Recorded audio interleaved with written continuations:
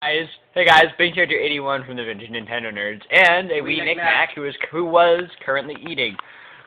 Anyway, we ended off with my number 2, which was obviously Twilight Princess. In this episode, we're going to start out with Knick-Knack's number 2. My number 2 is, well, if it's not number 1, then it just has to be number 2. The Legend of Zelda: Ocarina of Time. I already said Ocarina of Time. Yeah, I know, but I'm putting Ocarina of Time into my number 2. You put it into your number 3, didn't you? Yeah, I did. Yeah. So, yeah. Bottom line, probably one of, if not the greatest Zelda game, but not one of my favorites. No, it wasn't. Okay, well, at least definitely For one its of. time, it was, but Yeah. not now. Yeah, at its time. It just has pretty much great everything. Great storyline, great characters, great bosses, great weapons, great everything. The only thing that I didn't really like about it was the difficulty, especially in the Water Temple.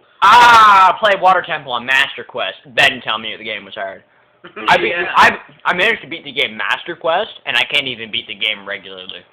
Yeah, I think I've been stuck in the Water Temple for more than a year. You're still in the Water Temple? Yes. What? I'm in the Shadow Temple. You can't beat it. Okay, I'll help you beat the Shadow Temple if you help me beat the Water Temple. I can't remember how. Damn. Oh, but anyways, we're off topic. No, we're not. We were talking about the game. Oh, yeah, that's true. Anyways, I just don't really like the difficulty, but through that singular fault, I just loved Ocarina of Time. It is one of the greatest games, like, not just Zelda games, but games in general in history. But not really my absolute favorite, but definitely one of. So I easily deem it number 2. There's just one that I like just a little bit more. Screw a little bit more, try a lot more. Okay. You know I'm right. Yeah, you are right. I like my number 1 a lot more than Ocarina of Time, but still, it is pretty close. Like the presidential election. Yeah. That was pretty close too. Go Obama. Yay, go Obama. But anyways, number 2. Ocarina of Time, great storyline, characters, bosses, gameplay, equipment, items. There's not really much more you can say. I pretty much not already much said it. more I can say because we all know the game. Like, you all know the game. You know how it all goes down, and I can easily deem it number 2. Now, if number 1 didn't exist, this would definitely be at number 1. Oh, hell yeah. But my number 1 is just a little bit better. Well, at least in my opinion. And now we're going to go to Big Character 81 for his number 1. And, oh, what's that you got there? Would you like to tell them what this is, Knick-Knack? Yes, I would. It's a Lego version of the Goddess Sword from which game? This is from my number 1 Zelda game. This, everybody, is from the first game in the Zelda timeline, Skyward Sword. Yes, I know, everybody hates Skyward Sword. Guess what? Everyone but me. And this guy. No, it's okay. You haven't played it, have you? I think I tried playing it only once. You tried playing it. Anyway, well, in order for me to like it, I need to play it from the beginning. But anyways. It was the first game. It gave us a new take on Zelda. Gave us a new take on Link. And gave us a combination of 2 different game graphics. It gave us a fusion of Twilight Princess's game graphics and Wind Waker's game graphics. Which, for the people, looked kind of weird. But for the rest of the background and the gameplay, it looked perfectly fine. It gave us, really, the first appearance of our favorite Zelda boss. That being? It gave us Demise, who was, and I quote, the incarnation or the original Ganon. Yep. See, when you face Demise. Okay, I just want to say something. Please, can I say it? Sure. Fine. When you face Demise in the final battle and you deliver the final blow to him, which is, of course, stabbing him, he said No, actually, that no, it's a Skyward.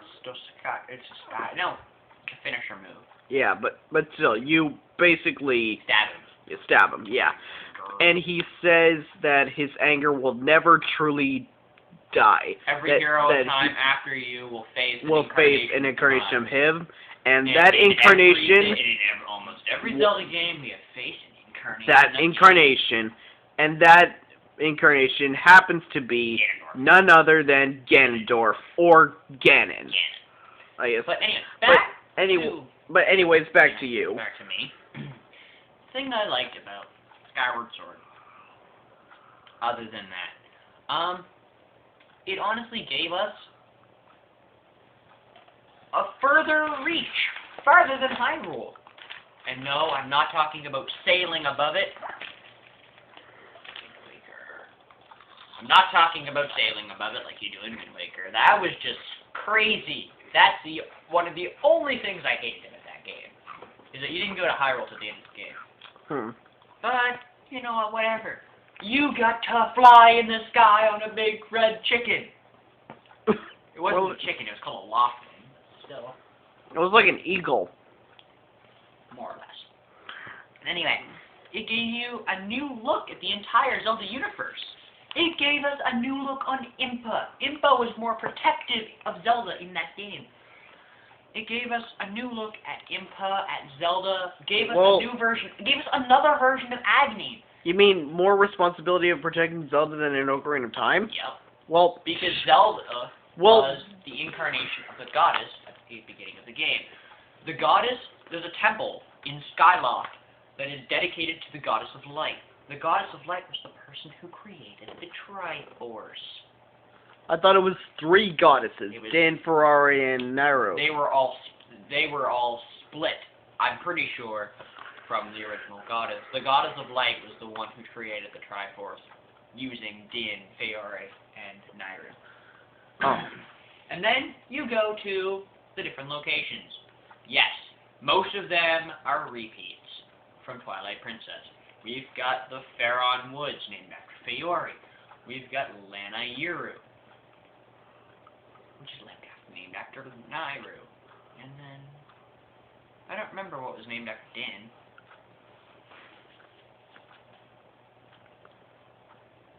Nope, I can't put my finger on it.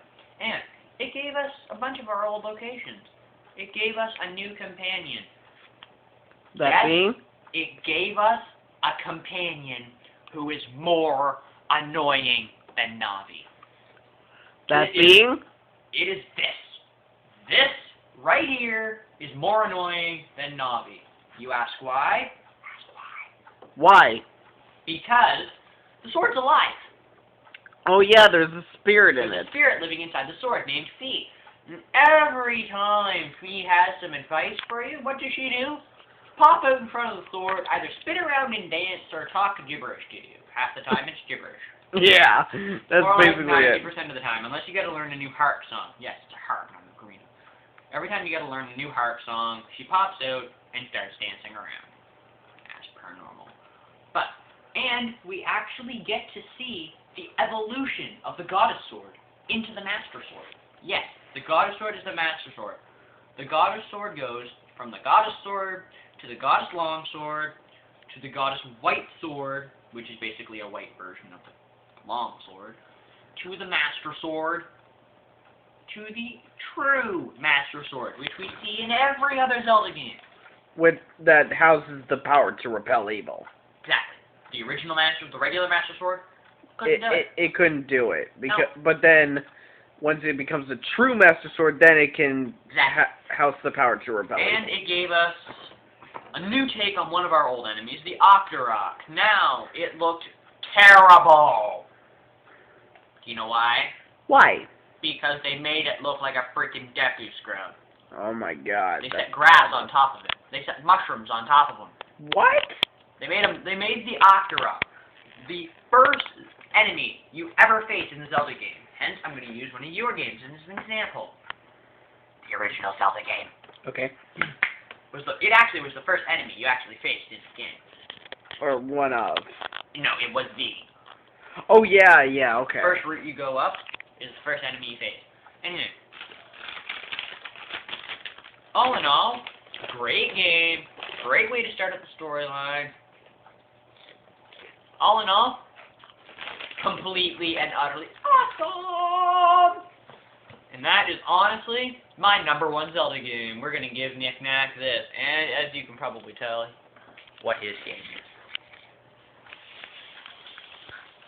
And in the next episode, we're going to give you Nick Knack's #1 game. Yeah, sorry, we're out of time here. I'm sorry that I take too long to talk about games that are as awesome as Skyward Sword. I'm right, it is awesome. Anyway. It is quite. George 81. We Nick Knack, see you in just a little bit.